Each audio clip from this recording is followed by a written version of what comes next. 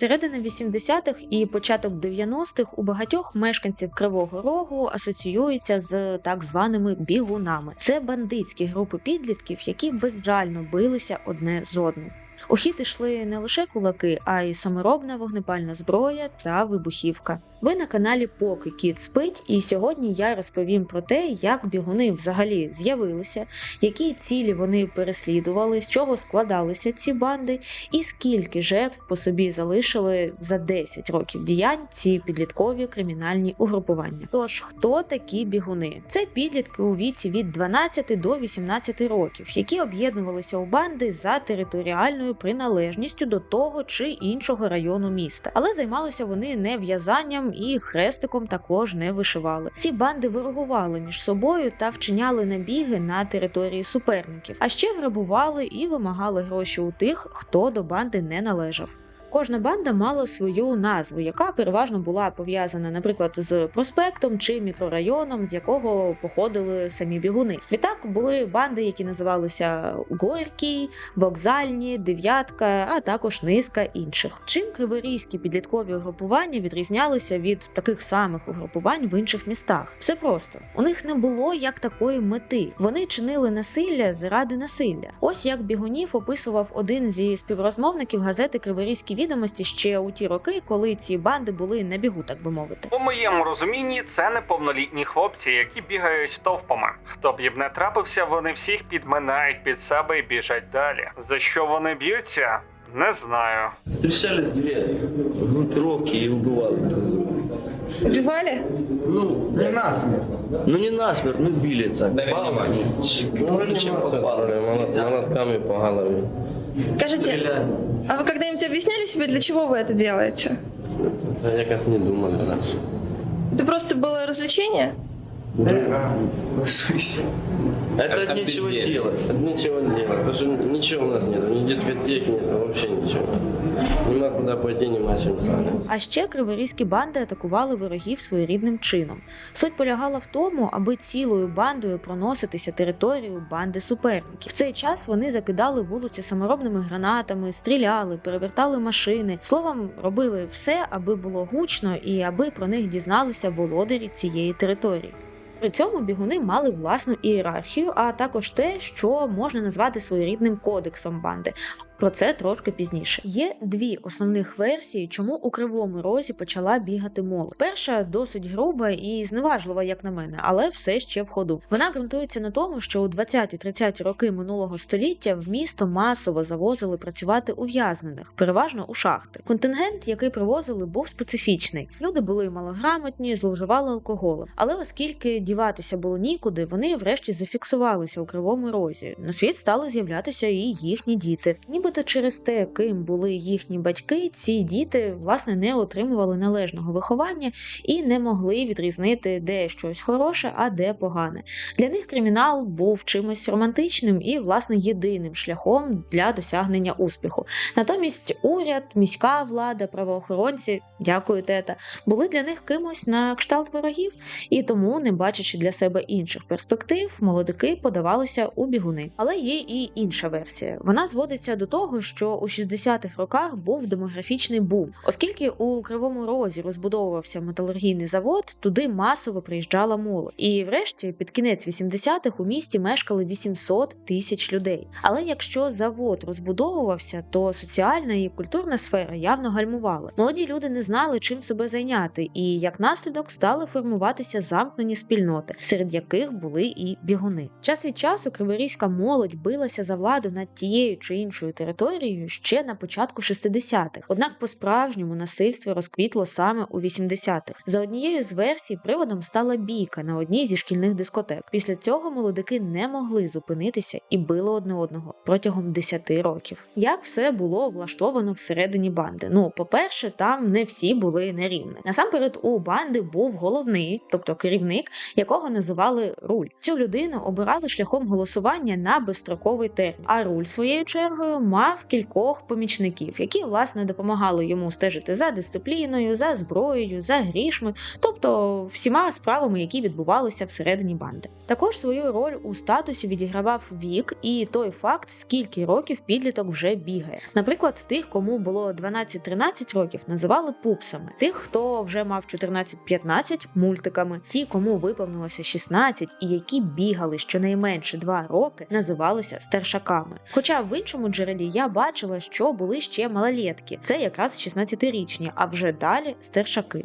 Те саме я можу сказати і про вас, мої любі котуси. Якщо хочете зрозуміти, як тут все влаштовано на каналі, дивіться, ті, хто на каналі вперше і ще не підписався, це ніхто інші як пупси.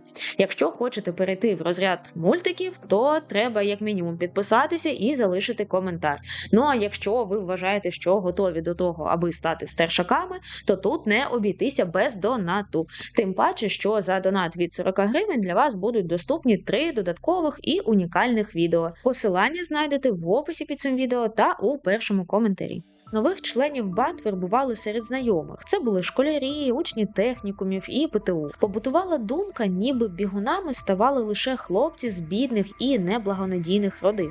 Та насправді це не так, бо бажання розбагатіти, бігаючи, мотивувало хіба незначну частку молодиків. До бігунів приєднувалися за бажанням, часто під впливом однолітків чи тому, що хотіли помститися якомусь з членів іншої банди. Екс-бігун на ім'я Саша, який спілкувався з медіа, казав наступне. Райони стежать за тобою. Вони знають, хто чим дихає, хто боягуз, а хто боєць. Брали сміливих хлопців, а якщо не знали когось, перевіряли ударом в душ. Претендент, якому вдавалося встояти на ногах, потрапляв у бригаду, інших проганяли. Але ще я знайшла інформацію про те, що новобранці мали пройти таке собі бойове хрещення. Новоприбулий мав зайти на територію ворога і вистрілити противнику в сідницю або в ногу та втекти. За новенькими спостерігали і в бою. Вирізнялися бігуни і візуально. По-перше, мали атрибути, які відокремлювали їх від небігунів. Наприклад, старшаки носили ремені з пряжками брендів Rifle та Fuss. Я не знаю, як це правильно вимовляти, тому раптом я помилилася, просто поправте мене у коментарях. Просто зрозумійте правильно, я та людина, яка одягалася на базарі у цьому кіосочку у тітки Маші, і вона таких брендових штук не завозила. Також своїх від чужих допомагали розрізнити головні убори. Влітку одягали бейсболки, за кольором якої визначалася приналежність до того чи іншого району. А взимку ідентифікатором слугували шапки з помпонами. Хоча, знову ж, так писали в одному джерелі. В іншому було вказано, що шапки з помпонами носили лише пупси, тобто наймолодші. Бігуни заробляли подібно тому, як це робили кримінальні авторитети та їхні угрупування. Просто масштаби були менші з огляду на вік. Наприклад, замість бізнесменів даниною обкладали таких же підлітків, не з числа бігунів. Той, хто хотів дістатися на навчання неушкодженим, мусив платити. Також малі бандюки обкрадали кіоски, гуртівні, кришували дискотеки. Зароблені таким нехитрим шляхом кошти йшли в так званий общак.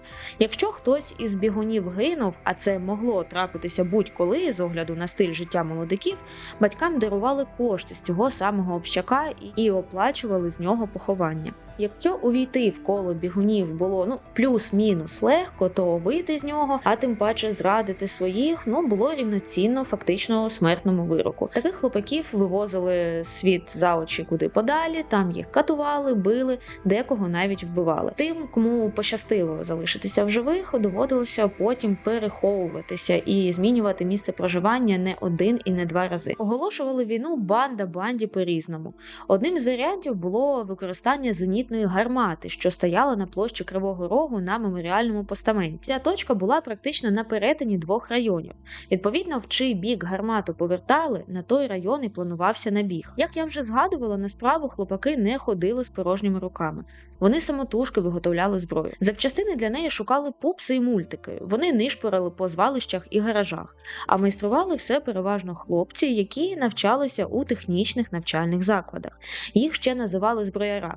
Бо вони знали, як користуватися верстатами і різними інструментами, аби з гори непотребу виготовити щось, що буде стріляти або ж вибухати.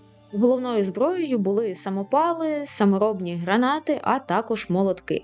Як виглядав самопал на практиці? Ну, по факту це була металева трубка, яка була прикручена дротом до такої дерев'яшки, яка слугувала за ручку. У дуло засипали порох, інколи розтерті верхівки сірників, потім трамбували пиш із газети і сам заряд. Це могли бути, наприклад, різані головки від цвяхів. Самопали були ефективні, вражали ціль на ура, тобто завдавали серйозних травм, з них можна було і вбити людину. Та проблема цієї зброї полягала в тому, що вона була небезпечна і для того, хто її тримав у руках. Самопали легко вибухали. Так, наприклад, у 90-му не стало 14-річного Валерія Лошанюка. Він помер від отриманих травм внаслідок вибуху. У медіа описували і випадок загибелі 15-річного хлопця, в якого кинули саморобну гранату. Таку зброю начиняли селітрою, сіркою, болтами. Інколи кріпили до одного з кінців запобіжника риболовні гачки. Через це пристрій легко чіплявся за одяг жертви, і швидко позбутися його до вибуху було практично неможливо. Власне, підліток, про якого я тільки-но згадувала, не встиг. Гачки зачепилися за його джинси, і тоді, коли граната розірвалася, хлопчині пошкодило геніталії, артерії, і він просто стік кров'ю ще до того, як приїхала швидка. До речі, у самі банди входили, звісно, що хлопаки, але насправді їм допомагали також і дівчата. Вони могли, наприклад, у бюстгальтерах проносити зброю цю самопальну на дискотеки, де от-от мав початися черговий махач. З огляду на те, наскільки небезпечними були бігуни та їхні дії, логічно запитати, а чому ж їх ніхто не зупинив? Річ у тім, що за часів Радянського Союзу проблеми з бігунами замовчували. Влада робила вигляд, що їх просто не існує, а з огляду на повний контроль медіа робити це було досить таки просто. Проблема стала видимою після розпаду Союзу у 90-х, але на той момент банд бігунів вже було вкрай багато, понад 50 угрупувань, і в кожному від 10 до півсотні підлітків. А загалом за весь час існування цих банд через угрупування пройшли понад 10 тисяч підлітків. Чому б їх усіх просто не посадити? Логічне питання. Проблема полягала в тому, що більшість з них були неповнолітніми, а за Кримінальним кодексом 1960 року за незаконне носіння, виготовлення, зберігання вогнепальної зброї та вибухівки відповідальність наставала лише з 16 років. Та й ловити не було як, чи то не було з ким. Ось як роботу в ті роки пригадує тодішній міліціонер Сергій Дратований. Технічне забезпечення ніяке. Давали старий автобус, який заводився через раз. Доводилось увести бігунів у відділок тролейбусом. Зв'язували їхніми ж ременями, бо наручників теж не давали. І везли в громадському транспорті. А що робити? Найчастіше їх хапали за хуліганство, але якогось серйозного покарання за такий злочин просто не було. Але на початку 90-х за бігунів врешті взялися.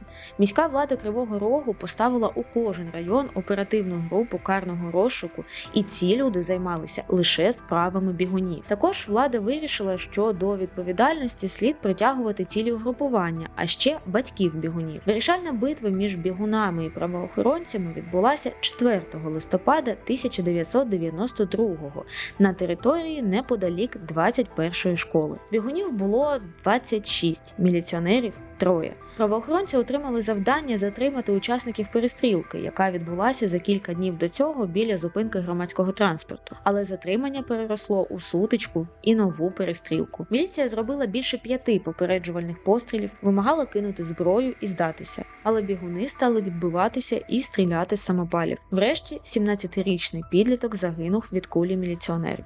Ось як ті події описувала тодішня преса. Групу бігунів, осіб 20-25, побачили одразу. Вони кричали, стріляли по вікнах, били шибки. Один зі співробітників, той, що був ближче до гаражів, підняв над головою посвідчення і пістолет. «Міліція!» – голосно чітко сказав він. «Всім стояти! Киньте зброю!» Аби убезпечити себе, бігунам дали команду лягти на землю. От тоді й пролунав владний і безрозсудливий голос руля бігунів з вулиці Тинка. «Вогонь по ментах!» Не підіймаючись з землі, він вміє стріляти з будь-якого положення. Сергій вистрелив. Хлопця підкинуло догори і кинуло об бруківку дороги. Вбитого хлопця побачили одразу, як тільки вийшли на те освітлене місце. При зовнішньому огляді з'ясувалось, що у застреленого хлопця був пістолет.